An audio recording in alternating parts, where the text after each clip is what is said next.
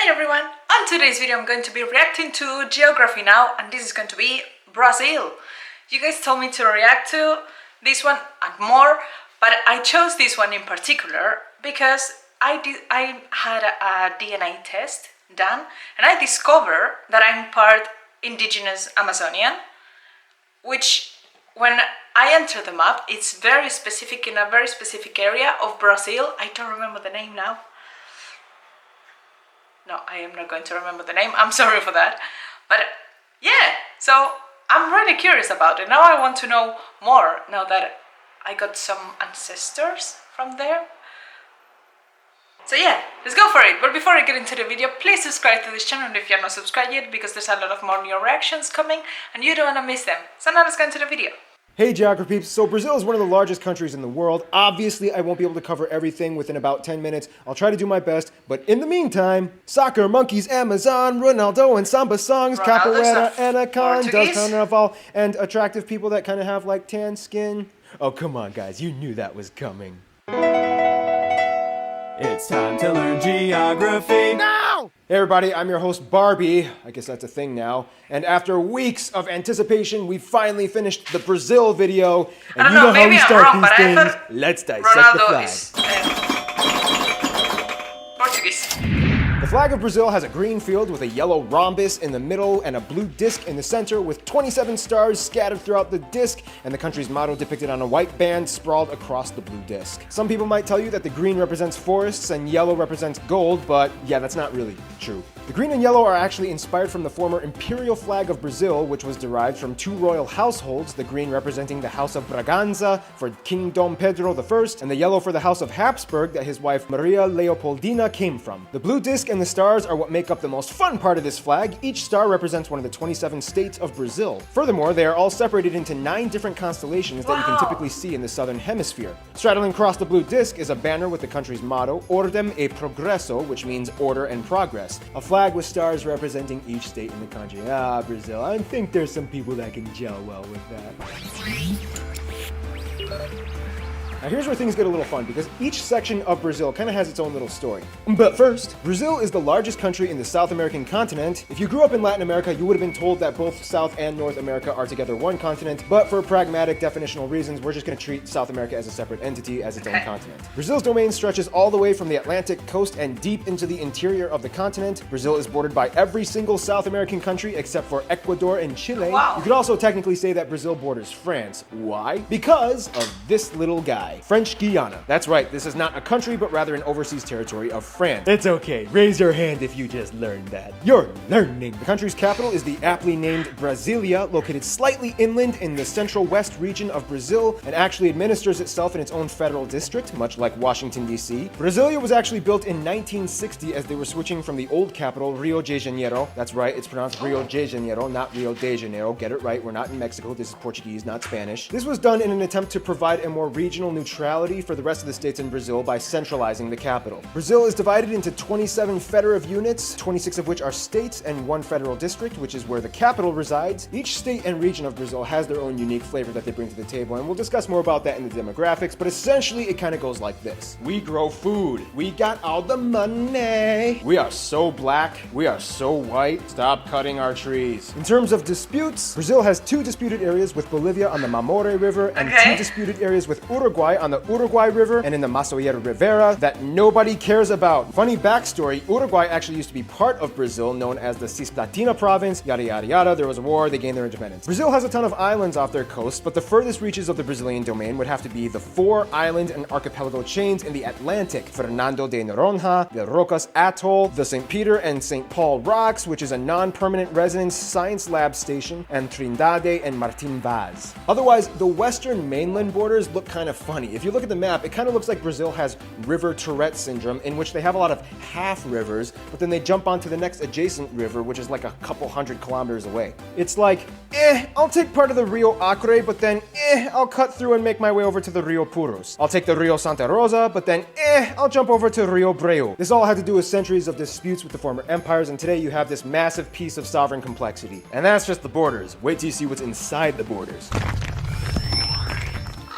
Physical When geography. you think of Brazil, everybody just kind of automatically defaults to one image, the Amazon. And yes, the Amazon is a very imperative factor to the nation's domain. However, there's a lot more to it in terms of landscape and terrain. First of all, about 60% of the entire Amazon rainforest is located in Brazil, mostly in the north region, and of course, no surprise, consists of the most heavily compact ecoregion on Earth. Out of all the 10 million species of animals and insects known to human beings, about half of them call the Amazon rainforest home. Many of the species that have yet to be discovered are still lingering about in the deep, uncharted depths of the Amazon today. Now, we all know that there's a huge deforestation problem going on in Brazil in the Amazon to provide more agricultural land. However, even Brazil's own citizens are harshly criticizing the action. It's a little tricky though, because with Brazil's rapidly growing population, more resources are demanded of the people. So it's kind of like, we get it, it's bad, but I mean, what do you want us to do? Our country is growing and we need to provide you people with more stuff. Use alternative methods! Like what?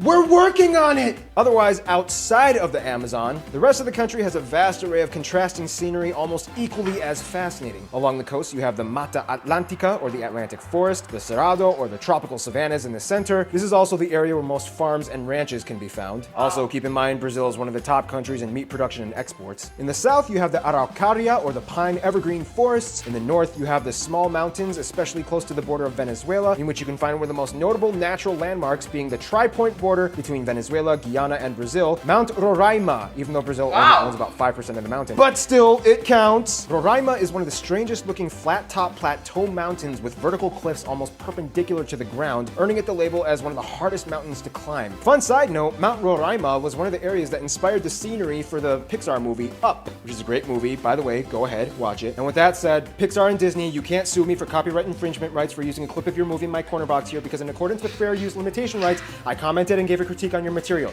Just letting you know, you can't sue me. One of the most remarkably bizarre and unusual spots of the country, though, would have to be the famous flooded deserts of Lençóis Maranhenses. This place, located on the north coast of the Maranhão state, is almost alien-like, as there are virtually no places like it on Earth. Essentially, it's a sand dune desert with abundant lagoons speckled throughout the entire region. Although it gets a lot of rainfall yearly, the area supports little vegetation and wildlife. Nonetheless, the area draws in thousands of tourists yearly, as it contains the almost paradoxical juxtaposition of elements in its scenery. It's not every day that you see a flooded desert. All right, let's talk about the Brazilian Demographics. Biscoito, bolacha, biscoito, bolacha. Yeah, we'll explain what that means in a little bit. But first, now of course Brazil is incredibly diverse, but before we get into that little pie graph thingamajiglet that we always do here in the demographics section, I feel like it's very crucial to mention one important thing about Brazil's people. Now, everybody knows that one of the most dramatically unique traits of Brazil would have to be its people. When asked, what do you think a Brazilian looks like? The stereotype is somebody with a perfectly bronzed, toned body and with slight Germanic features. One reason why this stereotype has been perpetuated so extensively is because, in a strange way, it's kind of true. Over the course of a few hundred years since colonization, Brazil's population has actually virtually invented an entirely new race that never exactly existed before, and it makes up nearly half of the entire population. I'm talking about the Pardo people. Now, although the definition is vague and up for relative dispute, essentially this is the easiest way I can describe it. Pardo people are kind of like people that are either too white to be black or too black to be white, and there's probably a little bit of Amerindian in there. That being said,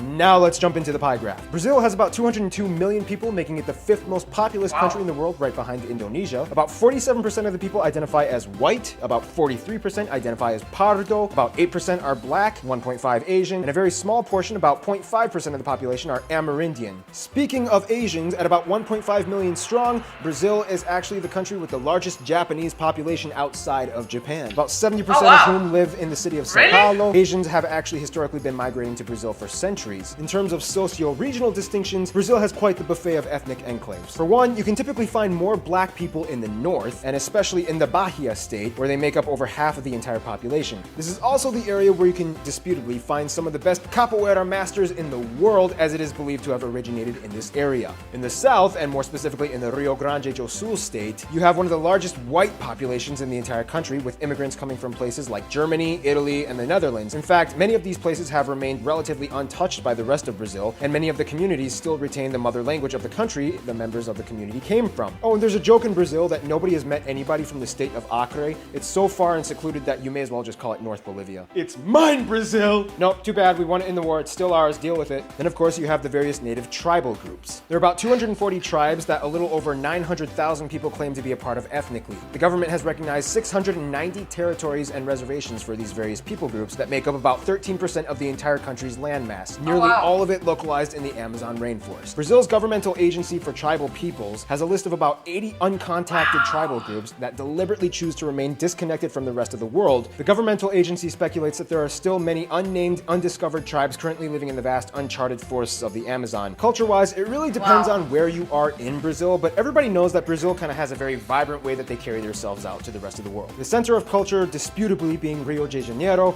and the economic capital being Sao Paulo. Most of the population lives within driving distance of the coasts, so there is, in a sense, a prevalent beach culture, especially for the people on the east side of the country. Not everybody in Brazil loves soccer. In fact, many places prefer basketball, and skateboarding has actually been a huge thing that's been exploding over the past few years. And no, not everybody has been to a carnival. Oh, and another thing, there's currently a war going on in Brazil. It's been very brutal, it's been going on for decades, and it's getting quite intense right now. I'm talking about the cookie war. In Brazil, people will ridicule you if you pronounce the word for cookie differently from them, and especially it's a whole Rio versus Sao Paulo thing. People in Sao Paulo will call it bolacha, and the people in Rio will call it biscoito. This conflict has led to the violence and deaths, leading in the victimization of people caught in the crossfire, and you almost fell for it, didn't you? No, I was like, no, come on, for the name of a cookie. Now let's talk about their relationships. Friend zone. Now, Brazil kind of gets along with everyone, but he's kind of like that friend that ventures off and does whatever he wants while you wait in the hallway until he comes back from doing whatever he's doing. First off, pretty much all of their neighbor nations get along with them, although Argentina has a huge competitive hatred for Brazil when it comes to soccer. But all of that aside, they have good relations and trade policies. Then, just like mentioned before the Angola video, they get along with other nations of the former Portuguese Empire like Angola, Mozambique, Sao Tome and Principe, Cabo Verde, and so on. They even get along with Portugal and have no bitterness towards the former colonization. Now, when it comes to the US, for centuries they've been good friends and have a deep history of trade and alliances. However, recently Brazil has been kind of diddle-doddling off making friends with other people that kind of give the US the old shifty eye. Then we have Venezuela and Cuba. Brazil has sided with the Venezuelan government more in the past few decades and has built a $1.5 billion port in Cuba. Then we have Iran. Recently, Brazil has been testing the waters on attempting to build ties with them, although they haven't really improved much recently. Nonetheless, Brazil is quite the popular guy. Not many people dislike Brazil, except for maybe the Brazilians in Brazil that may complain about their own country's administrative affairs, but that's a lesson you'll have to learn by talking to an actual Brazilian person, not me. Plus, we're almost out of time. In conclusion, Brazil is so much more than just the Amazon and soccer, and we didn't even scratch the surface of Brazil in this video. And to find out more, I recommend just talk to a Brazilian. Just remember which side of the cookie you're on. Stay tuned, Brunei is coming up next. This was quite short. Like, I think I can see that this video is from like 5 years ago, so yeah, I think the next videos that they made, they were more complete. Like the Spain one was like, what, 40 minutes? Something crazy like that. So I wanted to learn more, but yeah, I've learned a lot of new things.